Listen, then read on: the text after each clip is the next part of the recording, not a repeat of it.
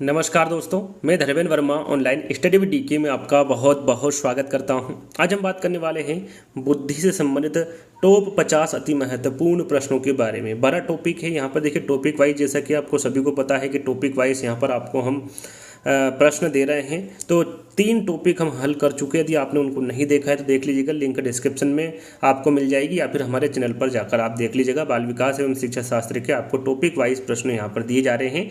तो आज बुद्धि के आपको यहाँ पर 50 प्रश्न मिलने वाले हैं। काफ़ी इंपॉर्टेंट है। पार्ट 1 इसलिए लिखा है, काफ़ी बड़ा टॉपिक है। तो यहाँ पर लगभग मैं आपको 100 से 200 प्रश्न यहाँ पर आपको बुद्धि से संबंधित दूंगा। तो यहाँ पर पार्ट 1, पार्ट 2, पार्ट 3, पार्ट 4 ऐसे बुद्धि से संबंधित प्रश्न आपको मिलेंगे। इसमें आपको 50 प्रश्न मिलेंगे जो कि काफ़ी इंपॉर्टेंट रहेंगे। तो आपको स्किप नहीं करना है, वीडियो को पूरा देखना है और अंत में हमें जरूर बताना है कि आज का जो वीडियो है वो आपको कैसा लगा। जो इंपॉर्टेंट फैक्ट है यहाँ पर मैं आपको बता दूं, सबसे पहले आपको क्या करना है, वीडियो को लाइक करना है, शेयर करना है और चैनल को सब्सक्राइब कर लेना है। शुरुआत करते हैं। शुरुआत करने से पहले जो इंपॉर्टेंट फैक्ट है जहाँ पर बच्चे अधिकतर गलती करते हैं वो मैंने यहाँ पर 10 पॉइंट लिए हैं जो बुद्धि से संबंधित होंगे। शुरू से मैंने शुरुआत की। यदि आपने ये अच्छे से समझ लिया तो इससे संबंधित आपको प्रश्न भी आगे देखने को मिलेंगे, और जो नहीं मिले प्रश्न वो आप यहीं पर अच्छे से समझ लीजिएगा। 10 पॉइंट मैं आपको बताऊंगा, अच्छे से समझिएगा। 1985 से बुद्धि की जो शुरुआत हुई थी वहीं से मैं आपको बताऊंगा, और आपको एक एक फैक्ट आपको बताऊंगा जिसके बारे में आपको जानकारी होना चाहिए। यहाँ पर देखिए सबसे पहले पूछा जाता है कि सर्वप्रथम जो बुद्धि शब्द का प्रयोग है वो किसके द्वारा किया गया था और कब किया गया था। इंपॉर्टेंट है, पहला प्रश्न है। आप प्रश्न जैसा इसको मान सकते हैं और हल कर सकते हैं। तो यहाँ पर देखिए सर्वप्रथम जो बुद्धि शब्द का प्रयोग किया था वो किसके द्वारा किया गया था, फ्रांसीसी गाल्टन के द्वारा किया गया था। यदि सन पूछे कब किया गया था तो 1885 में किया गया था। इंपॉर्टेंट है, सारे के सारे फैक्ट अच्छे से याद कर लीजिएगा। यहाँ पर दूसरा फैक्ट आपका कि 1990 में, यहाँ पर देखिए 85, 90, 1890 इस प्रकार से मैंने पॉइंट रखे गए हैं ताकि आपको सरलता से याद हो जाए। तो 1890 में केटल ने पेंसिल्वेनिया विश्वविद्यालय में मेंटल टेस्ट एंड मैनेजमेंट मानसिक परीक्षण एवं मापन नामक पुस्तक का प्रकाशन किया। यहाँ पर देखिए 2 तरह के प्रश्न पूछे जाते हैं कि मानसिक परीक्षण एवं मापन जो पुस्तक है वो किसके द्वारा लिखी गई है। तो याद रखिएगा वो केटल के द्वारा लिखी गई है। कब लिखी गई है, 1890 में लिखी गई। कब लिखी गई है, 1890 में। कहाँ पर लिखी गई है, तो पेंसिल्वेनिया विश्वविद्यालय में लिखी गई है। कौन सी, यदि इंग्लिश में वहाँ पर आ जाए तो आपको याद रखना है mental test and management. Hindi में से कहेंगे मानसिक परीक्षण एवं मापन। इंपॉर्टेंट है, ध्यान दीजिएगा। और इसी पुस्तक में इन्होंने जो यहाँ पर देख सकते हैं कि 1890 में केटल ने मानसिक परीक्षण शब्द का प्रयोग किया था। प्रश्न में पूछा जाता है कि मानसिक परीक्षण शब्द का प्रयोग किसके द्वारा किया गया है, तो यह केटल के द्वारा किया गया है। कौन सी बुक्स में इन्होंने जिक्र किया है मानसिक परीक्षण का, तो वो पुस्तक यही है, बुक यही है, मेंटल टेस्ट एंड मैनेजमेंट या फिर मानसिक परीक्षण एवं मापन। किसके द्वारा किया गया है, तो केटल के द्वारा किया गया है। कब किया गया है, 1890 में किया गया है। आगे बात करते हैं। यहाँ पर देखिए बहुत सारे बच्चे कंफ्यूज हो जाते हैं। यहाँ पर सबसे पहला बुद्धि परीक्षण पूछा जाता है कि सबसे पहला बुद्धि परीक्षण कौन सा है, तो वो है बीने साइमन बुद्धि परीक्षण। कौन सा है, बीने साइमन बुद्धि परीक्षण। कब हुआ था, 1905 में। सन आपको याद रखना है, सन भी पूछा जाता है, 1905 में। यहाँ पर देखिए मानसिक आयु दी हुई है कि सबसे पहले मानसिक आयु शब्द का प्रयोग किसके द्वारा किया गया था, तो याद रखिएगा ये अल्फ्रेड बीने के द्वारा किया गया था। यहाँ पर आपको कंफ्यूज बिल्कुल भी नहीं होना है। यहाँ पर मानसिक परीक्षण पूछे तो आपका राइट आंसर क्या होगा, केटल होगा। और यहाँ पर देख लीजिए, दोनों एक साथ देख लीजिए। मानसिक परीक्षण पूछे तो राइट आंसर आपका केटल होगा, और मानसिक आयु पूछे तो आपका सही आंसर क्या होगा, अल्फ्रेड बीने होगा। यहाँ पर बिल्कुल भी आपको कंफ्यूज नहीं होना है। परीक्षण आए तो केटल होगा और आयु आए तो अल्फ्रेड बीने होगा। सन यहाँ पर 1890 होगा और यहाँ पर 1908 होगा। तो आपको इनको छोटी छोटी बातों का ध्यान रखना है। आगे बढ़ते हैं। ज़्यादातर बच्चे गलती यहाँ पर करते हैं कि जो सर्वप्रथम बुद्धि लब्धि का जो सूत्र दिया था, देखिए बुद्धि लब्धि का सूत्र सर्वप्रथम किसके द्वारा दिया गया था और उसको संशोधित किसके द्वारा किया गया था। ये 2 प्रश्न पूछे जाते हैं, दोनों में बच्चे अधिकतर गलती करते हैं, तो दोनों को मैं क्लियर कर दूंगा। सबसे पहले यदि सन पूछे तो आपका 1912 होगा। ये इंपॉर्टेंट है कि जो सर्वप्रथम बुद्धि लब्धि या फिर IQ जिसे कहते हैं, इसका जो सूत्र दिया था वो किसके द्वारा दिया था, स्टर्न और कुहलमान के द्वारा। ज़्यादातर जो विकल्प होता है उसमें स्टर्न दिया होता है, ज़्यादातर जो विकल्प होते हैं वो क्या दिया होता है, उसमें स्टर्न दिया होता है, साथ में कुहलमान बहुत कम दिया होता है, लेकिन आपको आपको दोनों नाम याद करना है। स्टर्न और कोहलमान के द्वारा बुद्धि लब्धि का जो सूत्र दिया गया था वो 1912 में दिया था। यहाँ पर देखिए कौन सा बुद्धि लब्धि का सूत्र दिया था वो भी आपको पता होना चाहिए, मानसिक आयु बटे वास्तविक आयु। यहाँ पर देखिए वर्तमान नहीं पूछा गया है, यदि वर्तमान में पूछेंगे तो आगे मैं बताऊंगा क्या होगा वर्तमान में। यहाँ पर सर्वप्रथम जो बुद्धि लब्धि का सूत्र दिया था वो कौन सा है, मानसिक आयु बटे वास्तविक आयु। बस इतना ही बुद्धि लब्धि का सूत्र है जो कि 1912 में सर्वप्रथम स्टर्न और कोहलमान के द्वारा दिया गया था। अब यहाँ पर देखिए, अब यहाँ पर एक बात आपको देखना है, सूत्र जो है बुद्धि लब्धि का वो संशोधित सूत्र है, ये किसके द्वारा दिया गया है, तो ये टर्मन के द्वारा दिया गया है, स्टर्न के द्वारा और कुलेमान के द्वारा ये सर्वप्रथम दिया गया था बुद्धि लब्धि का सूत्र। और यहाँ पर संशोधित सूत्र पूछे तो वो टर्मन के द्वारा दिया गया है। कब दिया है, 1916 में। कब दिया है, 1916 में। कौन सा सूत्र दिया है, यहाँ पर आप देख सकते हैं, मानसिक आयु बटे वास्तविक आयु इंटू 100। यहाँ पर इंटू 100 लगा दिया है तो यहाँ पर ये संशोधित सूत्र हो गया है। तो याद रखिएगा वर्तमान में पूछ जाए कि वर्तमान में बुद्धि लब्धि का सूत्र क्या होगा, तो मानसिक आयु बटे वास्तविक आयु इंटू 100 होगा। किसके द्वारा दिया गया यहाँ पर सूत्र, तो ये टर्मन के द्वारा दिया गया है। कब दिया गया है, 1916 में। तो ये आपको विशेष ध्यान रखना है, बच्चे ज़्यादातर गलती यहीं पर करते हैं, इसलिए मैंने ये पॉइंट रखे हैं ताकि आपको ये सबसे पहले अच्छे से याद हो जाए, उसके बाद हम आपको प्रश्न की ओर ले चलेंगे। तो यहाँ पर देखिए दो और आते हैं बुद्धि से संबंधित, बेसल वर्ष और टर्मिनल वर्ष। दोनों में बच्चे कन्फ्यूजन होते हैं कि बेसल वर्ष किसे कहते हैं, टर्मिनल वर्ष किसे कहते हैं। तो यहाँ पर आप देख सकते हैं कि जिस अधिकतम आयु स्तर के प्रश्नों को बालक हल कर देता है उसे क्या कहते हैं, बेसल वर्ष कहते हैं। याद रखिएगा, जिस अधिकतम आयु स्तर के प्रश्नों को बालक हल कर देता है उसे क्या कहेंगे, बेसल वर्ष कहेंगे।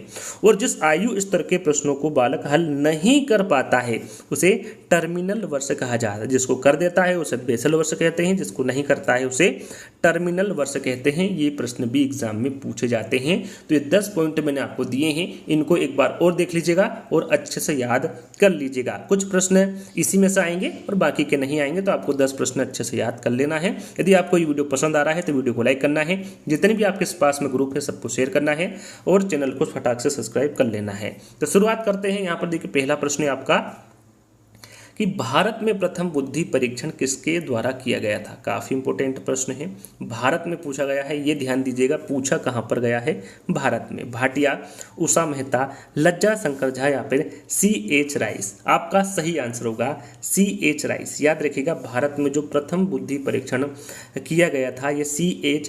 राइस के द्वारा किया गया था। कब किया गया था, सन आगे आएगा दूसरे प्रश्न में, फिर भी मैं यहाँ पर आपको बता देता हूँ 1922 में। याद रखिएगा भारत में जो प्रथम बुद्धि परीक्षण हुआ था ये 1922 में हुआ था। किसके द्वारा किया गया था, C.H. राइस के द्वारा किया गया था।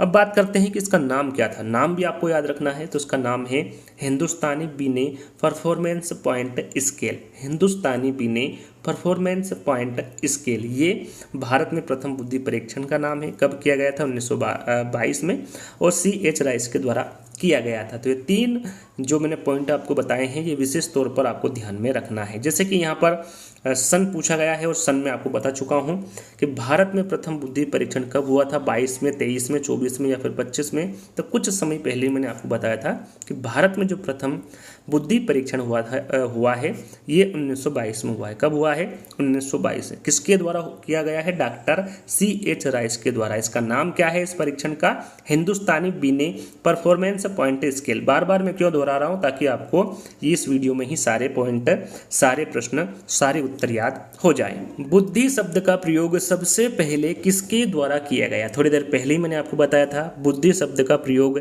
सबसे पहले किसके द्वारा किया गया, बीने के, साइमन के, गाल्टन के या फिर गेने के। तो ये बुद्धि शब्द का जो प्रयोग है सबसे पहले किसके द्वारा किया गया था, गाल्टन के द्वारा किया गया था। थोड़ी देर पहले मैंने सन भी आपको बताया था, तो कमेंट्स के माध्यम से बताना है कि बुद्धि शब्द का प्रयोग सबसे पहले कब किया था। जैसे गाल्टन के द्वारा किया गया था, लेकिन कब किया था ये मैं आपको शुरू में बता चुका हूं, तो ये कमेंट्स के माध्यम से आपको बताना है।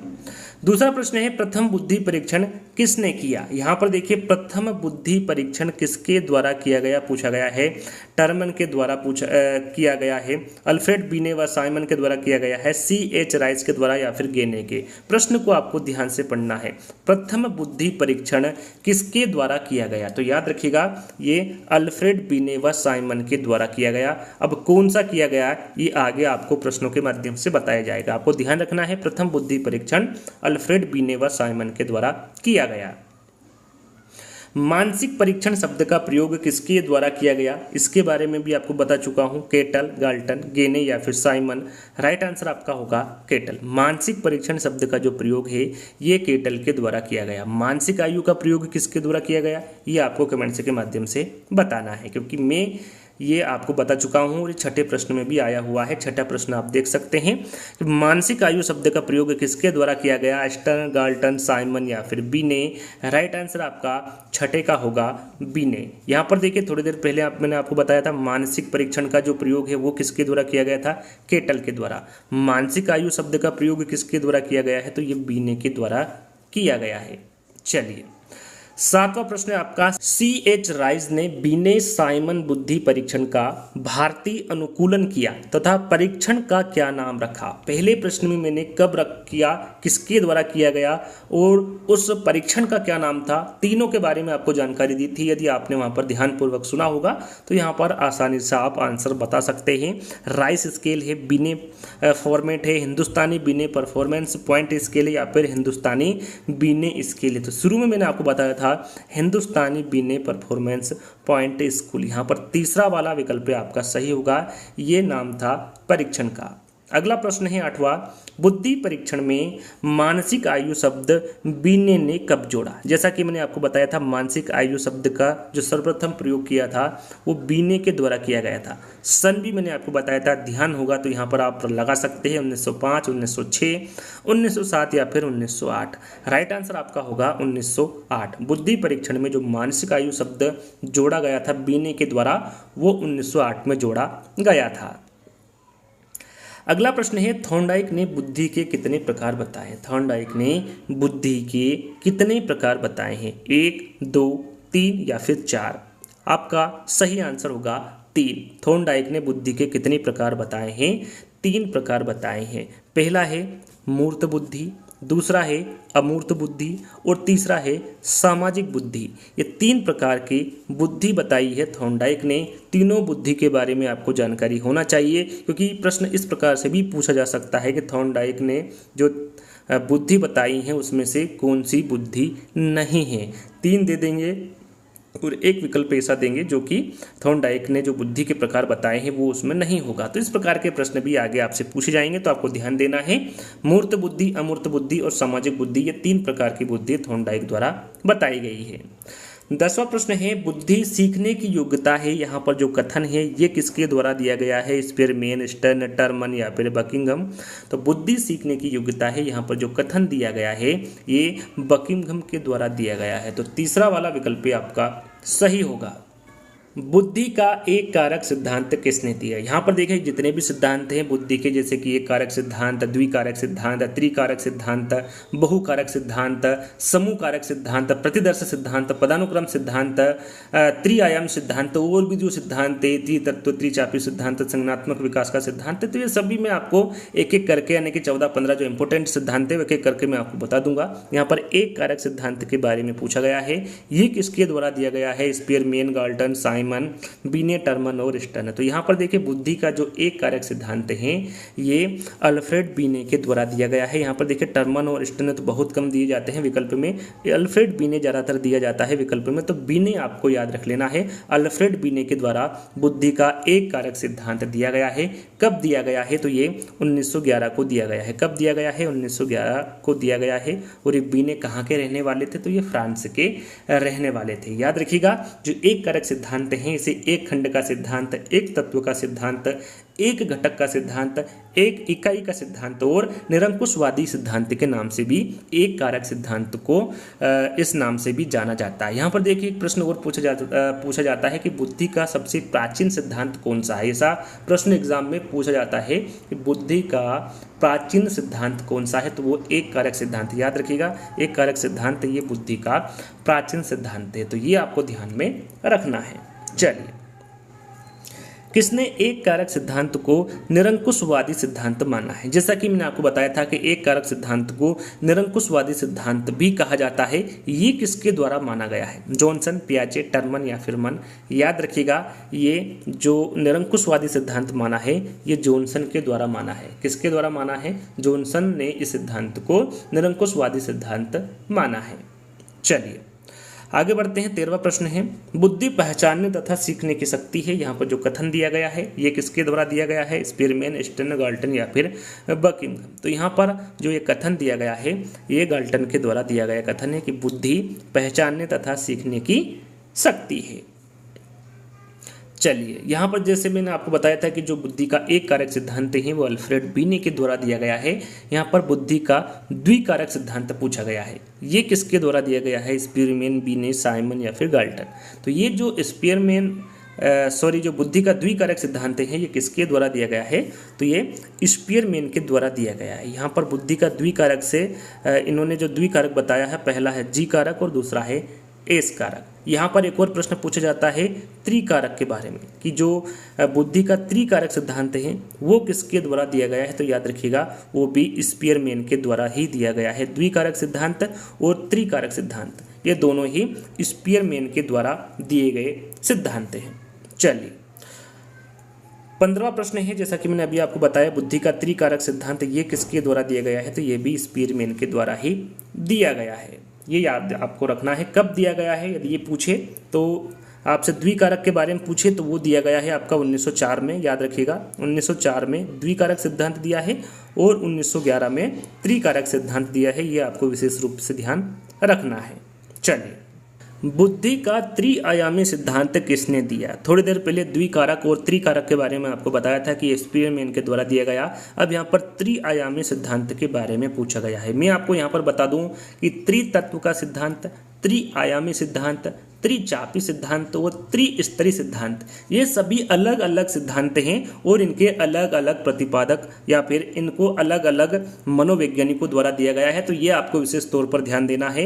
यदि त्रिकारक या फिर त्रितत्व सिद्धांत के बारे में पूछे तो वो स्पीरमैन के द्वारा दिया गया है। इसका आंसर मैं थोड़ी देर बाद बताऊंगा, पहले इनके बारे में सुन लीजिए। त्रिचापी सिद्धांत ये किसके द्वारा दिया गया है? तो ये रॉबर्ट स्टनबर्ग के द्वारा दिया गया है। और त्रिस्तरीय सिद्धांत के बारे में पूछे तो ये कैरोल द्वारा दिया गया है। किसके द्वारा?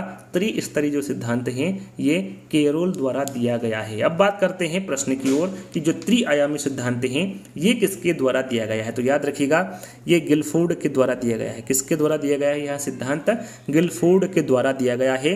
त्रिआयामी यानी कि जो 3 आयाम इन्होंने बताए हैं वो कौन कौन से हैं इनके बारे में आपको जानकारी होना चाहिए।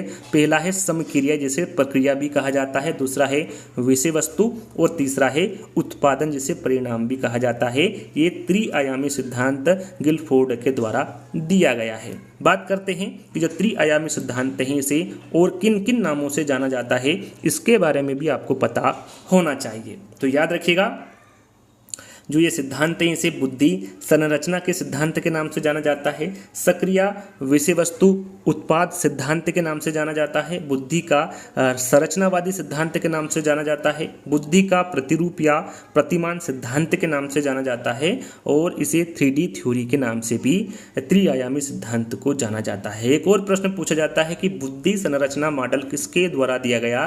तो याद रखिएगा ये गिलफोर्ड के द्वारा ही दिया गया था। कब दिया गया था? 1967 में, 1967 में दिया गया था। ये आपको विशेष ध्यान रखना है। एक और प्रश्न पूछा जाता है कि इसके अंतर्गत यानी कि बुद्धि का जो त्रिआयामी सिद्धांत है जो गिलफोर्ड द्वारा दिया गया है इसमें इन्होंने कितने कारक बताए हैं ये पूछा जाता है। तो याद रखिएगा 120 कारक बताए। कितने? 120 कारक बताए हैं गिलफोर्ड के द्वारा त्रिआयामी सिद्धांत में। तो ये जितने भी मैंने आपको पॉइंट बताए हैं ये आपको ध्यान में रखना है और इन्हें याद कर लेना है। चलिए आगे बात करते हैं बुद्धि कार्य करने की एक विधि है, यहाँ कथन किसका है? स्पीयरमैन का है, स्टर्न का है, गाल्टन का है या फिर वुडवर्थ का है? यदि आपको वीडियो पसंद आ रहा है, इसी प्रकार से यदि आपको और आगे वीडियो चाहिए तो आप कमेंट से के माध्यम से बता सकते हैं। इस वीडियो को ज़्यादा से ज़्यादा शेयर कर सकते हैं। तो यहाँ पर पूछा गया है कि बुद्धि कार्य करने की एक विधि है, यहाँ पर जो कथन दिया गया है ये किसके द्वारा दिया गया है? तो ये वुडवर्थ के द्वारा दिया गया कथन है। अब आपको यहाँ पर बताना है कि बुद्धि का बहुकारक सिद्धांत ये किसके द्वारा दिया गया? गिलफोर्ड, थॉर्नडाइक, पियाजे या फिर थर्स्टन? तो बुद्धि का जो बहुकारक सिद्धांत है ये थॉर्नडाइक के द्वारा दिया गया। इंपोर्टेंट है, ये कहाँ के रहने वाले थे? तो ये अमेरिका के रहने वाले थे। तो याद रखिएगा, बहुकारक सिद्धांत थॉर्नडाइक के द्वारा दिया गया। चलिए अगला प्रश्न है, बालू का सिद्धांत बुद्धि के किस सिद्धांत को कहा जाता है? एक कारक सिद्धांत, बहुकारक सिद्धांत, त्रिकारक सिद्धांत या फिर त्रिआयामी सिद्धांत? तो यहाँ पर बालू का सिद्धांत पूछा गया है, तो ये बहुकारक सिद्धांत को कहा जाता है। याद रखिएगा, थोड़ी देर पहले मैंने आपको बताया था कि बहुकारक सिद्धांत किसके द्वारा दिया गया है? तो ये थॉर्नडाइक के द्वारा दिया गया है और इस सिद्धांत को बालू का सिद्धांत भी कहा जाता है। यहाँ पर मैं आपको बता दूं कि इन्होंने अपने सिद्धांत की तुलना बालू के ढेर से की है और इस सिद्धांत को बालू का सिद्धांत या फिर परमाणुवादी सिद्धांत भी कहते हैं। कौन से सिद्धांत को? बहुकारक सिद्धांत को। किसके द्वारा दिया गया है? तो ये थॉर्नडाइक के द्वारा दिया गया सिद्धांत है। अगला प्रश्न है, सत्य या तथ्य के दृष्टिकोण से उत्तम प्रतिक्रियाओं की शक्ति ही बुद्धि है? यहाँ पर कथन दिया हुआ है, परिभाषा दी हुई है, किसके द्वारा दी गई है? थॉर्नडाइक, स्टर्न, रॉफेल या फिर मन? तो यहाँ पर आपका सही आंसर होगा थॉर्नडाइक। जो दी गई परिभाषा है ये थॉर्नडाइक के द्वारा दी गई परिभाषा है। गिलफोर्ड ने अपना जो प्रयोग है, प्रयोग में कितने आयाम बताएं? गिलफोर्ड ने अपने प्रयोग में कितने आयाम बताएं? 1, 2, 3 या फिर 4? तो यहाँ पर गिलफोर्ड ने कौन सा सिद्धांत दिया है, कितने आयाम बताए हैं, कौन कौन से आयाम बताए हैं, ये सारी चीज़ों का यानी कि सारी बातों का जिक्र मैं आपसे कर चुका हूँ। फिर से एक बार बता देता हूँ कि गिलफोर्ड ने जो अपने प्रयोग में आयाम बताए हैं वो कितने बताए हैं? 3 बताए हैं। कौन कौन से बताए हैं? कौन सा इन्होंने सिद्धांत दिया है? तो उन्होंने त्रिआयामी सिद्धांत दिया है जिसमें 3 आयाम बताए हैं। समक्रिया, जिसे प्रक्रिया भी कहते हैं, विषय वस्तु और उत्पादन या फिर परिणाम, ये 3 इन्होंने आयाम बताए हैं जिनके बारे में आपको जानकारी होना चाहिए। तो आगे बढ़ते हैं। अगला प्रश्न है, निम्न में से कौन सा आयाम गिलफोर्ड के सिद्धांत का नहीं है? अभी मैंने आपको गिलफोर्ड का जो त्रिआयामी सिद्धांत है उनके 3 आयाम जो बताए हैं उनके बारे में आपको बताया है। यदि आपको पता होगा तो आप डायरेक्टली आंसर बता सकते हैं कि प्रबलन। देखिए, समक्रिया, विषय वस्तु और उत्पाद, ये तीनों के बारे में मैंने अभी थोड़ी देर पहले जिक्र किया था। ये तीनों ही जो त्रिआयाम सिद्धांत गिलफोर्ड के द्वारा दिया गया है उस सिद्धांत के अंतर्गत आते हैं। प्रबलन नहीं आता है, तो बी वाला विकल्प आपका सही होगा। अनुभव के अनुसार लाभ उठाने की योग्यता ही बुद्धि है, यहाँ कथन किसका है? बर्ट का, स्टर्न का, डियरबोर्न का या फिर मन का? तो यहाँ पर जो दिया गया कथन है ये डियरबोर्न का कथन है कि अनुभव के अनुसार लाभ उठाने की योग्यता ही बुद्धि है। बुद्धि का समूह कारक सिद्धांत, यहाँ पर देखिए समूह कारक सिद्धांत के बारे में आपको बताना है। ये किसकी द्वारा दिया गया?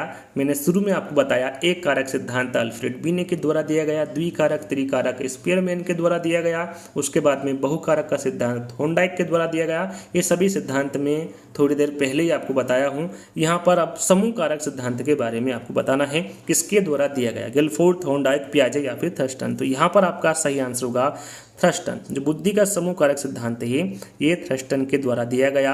कब दिया गया? तो ये 1938 में दिया गया। कब दिया गया? 1938 में दिया गया। एक बात और आपको ध्यान में रखना है कि इस सिद्धांत को प्राथमिक मानसिक योग्यता का सिद्धांत भी कहते हैं। प्रश्न में पूछा जाता है कि प्राथमिक मानसिक योग्यता का जो सिद्धांत है वो किसे कहा जाता है?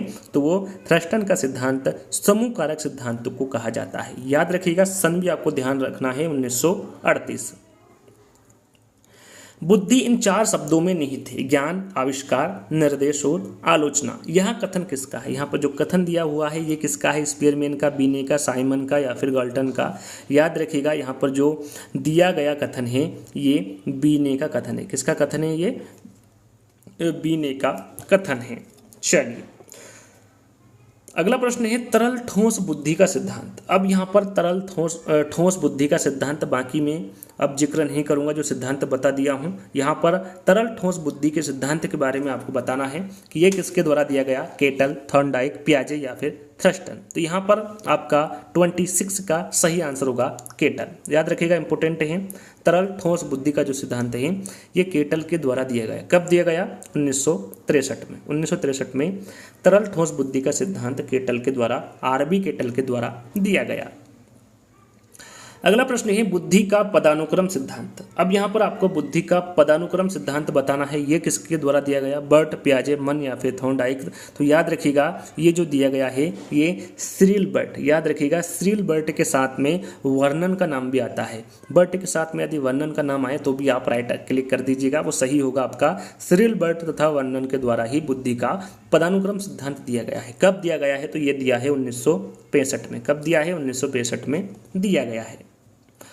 अगला प्रश्न है बुद्धि अच्छी तरह निर्णय करने, समझने एवं तर्क करने की योग्यता है, ये किसके द्वारा दिया गया कथन है? केटल, थॉर्नडाइक, पियाजे या फिर बर्ट। राइट आंसर आपका होगा बर्ट। जो दिया गया कथन है ये सिरिल बर्ट के द्वारा दिया गया कथन है।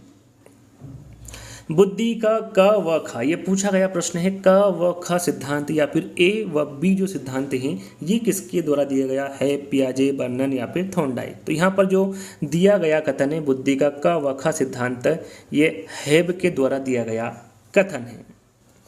बुद्धि का प्रतिदर्श सिद्धांत, यदि आपको ये सिद्धांत यहाँ पर याद नहीं हो रहे हैं तो मैंने एक आपको ट्रिक दी थी, शायद आपने देखी होगी। उसमें लगभग 1.3 मिलियन उसमें व्यू आ चुके हैं, यानी कि लगभग बहुत सारे बच्चे उस वीडियो को देख चुके हैं। यदि आपने उस ट्रिक को नहीं देखा है तो उसको देख लीजिएगा, आपको अच्छे से समझ में आ जाएगा।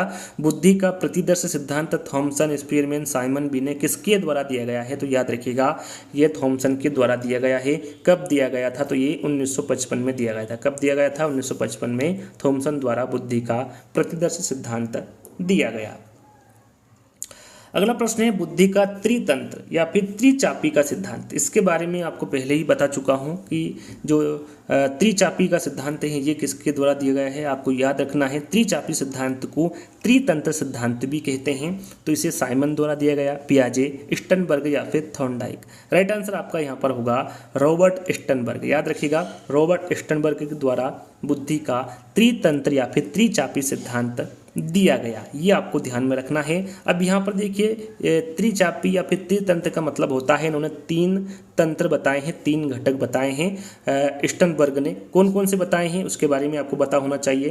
पहला है घटकी या फिर विश्लेषणात्मक बुद्धि, चाहे तो घटकी कह लीजिए या फिर विश्लेषणात्मक बुद्धि कह लीजिए। दूसरा है अनुभाविक या फिर सृजनात्मक बुद्धि। तीसरा है सांदर्भिक या फिर व्यावहारिक बुद्धि। ये 3 प्रकार के तंत्र या फिर 3 प्रकार के घटक इन्होंने बताए हैं जिनके बारे में आपको जानकारी होना चाहिए। जैसा कि यहाँ पर आप देख सकते हैं, यदि आपको इन तीनों घटकों के बारे में पता होगा तो आसानी से आंसर लगा सकते हैं कि निम्न में से कौन सा घटक स्टनबर्ग का नहीं है। समक्रिया, विश्लेषणात्मक घटक, सृजनात्मक घटक या फिर व्यावहारिक घटक। तो अभी मैंने आपको बताया था विश्लेषणात्मक घटक, सृजनात्मक घटक और व्यावहारिक घटक, ये तीनों ही घटक किसके अंतर्गत आते हैं?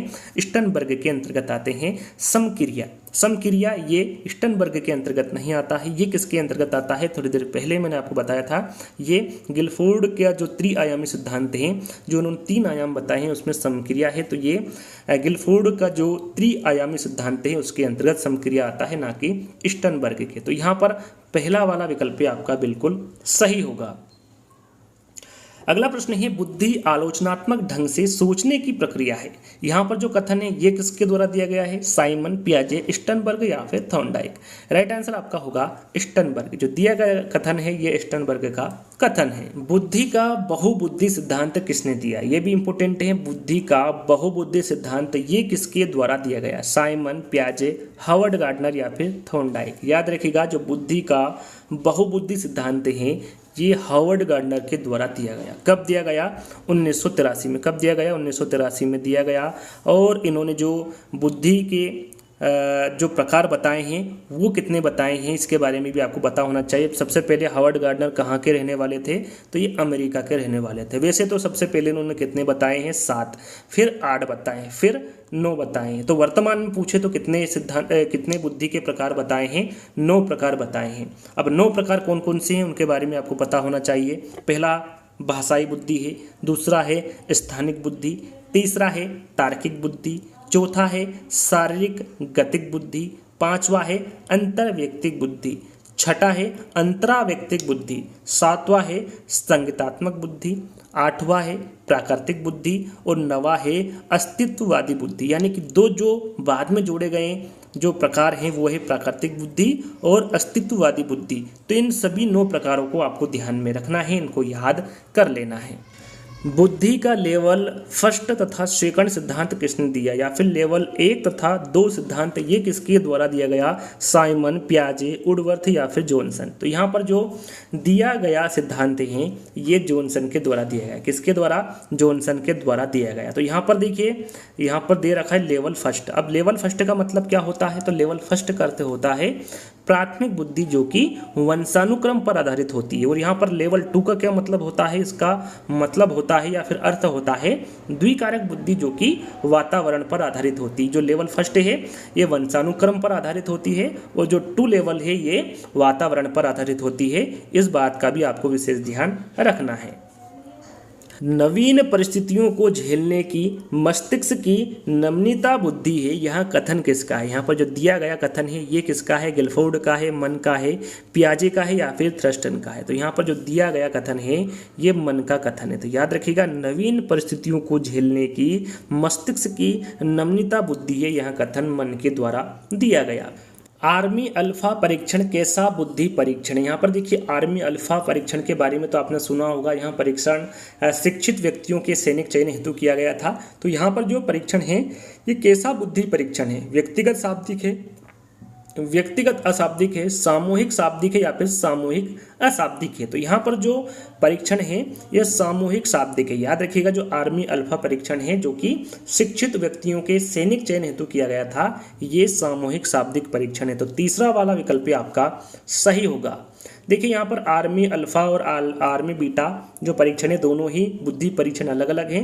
तो इस प्रकार से आपको अलग अलग याद रखना है कि आर्मी बीटा परीक्षण ये किस प्रकार का बुद्धि परीक्षण है, व्यक्तिगत शाब्दिक है, व्यक्तिगत अशाब्दिक है, सामूहिक शाब्दिक है या फिर सामूहिक अशाब्दिक है। तो यहाँ पर जो ये परीक्षण है ये इसका जो निर्माण हुआ था यह सन 1917 में हुआ था और ये अमेरिका में अशिक्षित व्यक्तियों के सैनिक चयन हेतु किया गया था। तो यहाँ पर आपको पता होना चाहिए कि जो आर्मी अल्फा परीक्षण है ये शिक्षित व्यक्तियों के सैनिक चयन हेतु किया गया था और जो आर्मी बीटा परीक्षण है ये जो परीक्षण है ये अशिक्षित व्यक्तियों के सैनिक चयन हेतु किया गया था।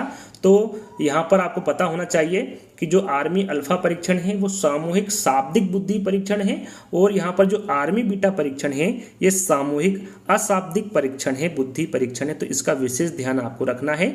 यहाँ पर डी वाला विकल्प आपका सही होगा। यहाँ पर मैंने कुछ IQ रखे गए हैं बालक के कि किस श्रेणी में होंगे। इस प्रकार से प्रश्न 3-4 आपको मिलेंगे जिसके बारे में आपको पता होना चाहिए। जैसे कि 140 से अधिक IQ वाला जो बालक है उसे आप किस श्रेणी में रखेंगे या फिर किस श्रेणी में होगा, प्रतिभाशाली बुद्धि, मूर्ख बुद्धि, सामान्य बुद्धि या फिर जड़ बुद्धि। तो यहाँ पर 140 से अधिक IQ वाला जो बालक होगा वो जो रहेगा वो प्रतिभाशाली बुद्धि वाला बालक रहेगा। यहाँ पर देखिए प्रतिशत भी पूछा जाता है, कितना प्रतिशत होगा, तो 2% होगा। कितना प्रतिशत, 2%। 140 से अधिक जो IQ वाले बालक होते हैं वो प्रतिभाशाली बुद्धि वाले बालक होते हैं। उसके बाद आते हैं 90 से 110। 90 से 110 IQ वाले जो बालक होते हैं उनको आप किस श्रेणी में रखेंगे, प्रतिभाशाली बुद्धि, मूर्ख बुद्धि, सामान्य बुद्धि या फिर जड़ बुद्धि। 90 से 110 तो ये जो होते हैं ये सामान्य बुद्धि वाले बालक होते हैं, जिसे औसत बुद्धि भी कहा जाता है। औसत बुद्धि आए विकल्प में या फिर सामान्य बुद्धि आए, दोनों ही आपके राइट आंसर होंगे। 90 से 110 IQ वाले जो बालक होते हैं वो सामान्य बुद्धि वाले होते हैं और कितने प्रतिशत होते हैं, तो याद रखिएगा ये 50% होते हैं। सामान्यतः कितने होते हैं, 50% होते हैं। 80 से 90। अब 80 से 90 के बारे में बात कर लेते हैं कि 80 से जो 90 वाले IQ वाले बालक होते हैं उनको आप किस श्रेणी में रखेंगे, मंद बुद्धि, मूर्ख बुद्धि, सामान्य बुद्धि या फिर जड़ बुद्धि। तो 80 से 90 के बारे में पूछा गया है तो इसे आप किस श्रेणी में रखेंगे, मंद बुद्धि वाले बच्चों की श्रेणी में रखेंगे, जिसे पिछड़ी बुद्धि भी कहा जाता है। मंद बुद्धि आए विकल्प में या फिर पिछड़ी बुद्धि आए, दोनों ही आपका सही होगा, दोनों ही विकल्प सही होंगे। प्रतिशत कितना होगा, तो ये प्रतिशत इसका होगा 16%। याद रखिएगा 80 से 90 IQ वाले जो बालक होते हैं उसे मंद बुद्धि या फिर पिछड़ी बुद्धि वाले बालक की श्रेणी में रखा जाता है। अब बात करते हैं 110 से 120। 110 से 120 IQ वाले बालक ये किस श्रेणी में होते हैं? प्रतिभाशाली बुद्धि, मूर्ख बुद्धि, सामान्य बुद्धि, तीव्र बुद्धि। तो यहाँ पर देखिए प्रतिभाशाली के बारे में आपको बता चुका हूँ, सामान्य बुद्धि के बारे में बता चुका हूँ। तो मूर्ख बुद्धि और तीव्र बुद्धि दोनों में आपका आंसर छुपा हुआ है। अब कौन सा आंसर होगा 110 से 120 में? तो याद रखिएगा इसे आप रखेंगे तीव्र बुद्धि में। 110 से 120 वाले जो बालक होते हैं ये तीव्र बुद्धि वाले होते हैं। इसे श्रेष्ठ बुद्धि भी कहा जाता है, प्रखर बुद्धि भी कहा जाता है और उत्तम बुद्धि भी कहा जाता है। यानी कि तीव्र बुद्धि की जगह श्रेष्ठ बुद्धि आ जाए, प्रखर बुद्धि आ जाए या फिर उत्तम बुद्धि आ जाए, आपका सही आंसर होगा। प्रतिशत में बात करें तो इसका जो प्रतिशत होता है वो कितना होता है? 16% होता है। चलिए अगला प्रश्न है संवेगात्मक बुद्धि का जनक कौन है? यहाँ पर देखिए संवेगात्मक बुद्धि काफ़ी इंपॉर्टेंट है। संवेगात्मक बुद्धि से काफ़ी प्रश्न पूछे जाते हैं। डेनियल गोलमैन है, बिने है, बेसलर है या फिर वुडवर्थ है। तो याद रखिएगा संवेगात्मक बुद्धि के जो जनक माने जाते हैं वो डेनियल गोलमैन को माना जाता है। तो डेनियल गोलमैन यहाँ पर आपका सही आंसर होगा। चलिए अगला प्रश्न है संवेगात्मक बुद्धि शब्द का प्रयोग किसने किया था? यहाँ पर देखिए प्रयोग के बारे में पूछा गया है कि संवेगात्मक बुद्धि शब्द का सर्वप्रथम प्रयोग किसके द्वारा किया गया था? बेसलर, वुडवर्थ, बिने, डॉक्टर जॉन मेयर तथा पीटर। तो ये किया गया था डॉक्टर जॉन मेयर तथा पीटर। यहाँ पर ध्यान देना है संवेगात्मक बुद्धि शब्द का प्रयोग किसके द्वारा किया गया था? तो ये जॉन मेयर तथा पीटर के द्वारा किया गया था। स्टैनफोर्ड बिने परीक्षण। स्टैनफोर्ड बिने परीक्षण किसके द्वारा दिया गया था? टर्मन, बिने, बेसलर या फिर वुडवर्थ। ये भी इंपॉर्टेंट प्रश्न है, आपको पता होना चाहिए कि जो स्टैनफोर्ड बिने परीक्षण है ये टर्मन के द्वारा दिया गया। किसके द्वारा दिया गया? टर्मन के द्वारा दिया गया परीक्षण है। व्यक्तिगत बुद्धि परीक्षण ये किसके द्वारा दिया गया? हेली, बिने, बेसलर या फिर वुडवर्थ। तो व्यक्तिगत बुद्धि परीक्षण है ये जो दिया गया था ये अल्फ्रेड बिने के द्वारा दिया गया था। किसके द्वारा? अल्फ्रेड बिने के द्वारा दिया गया था। थॉर्नडाइक के अनुसार बुद्धि का प्रकार नहीं है। जैसा कि मैंने आपको बताया था 3 प्रकार आपको थॉर्नडाइक के अनुसार बुद्धि के मैंने आपको बताए थे। एक प्रकार नहीं है, वो कौन सा नहीं है?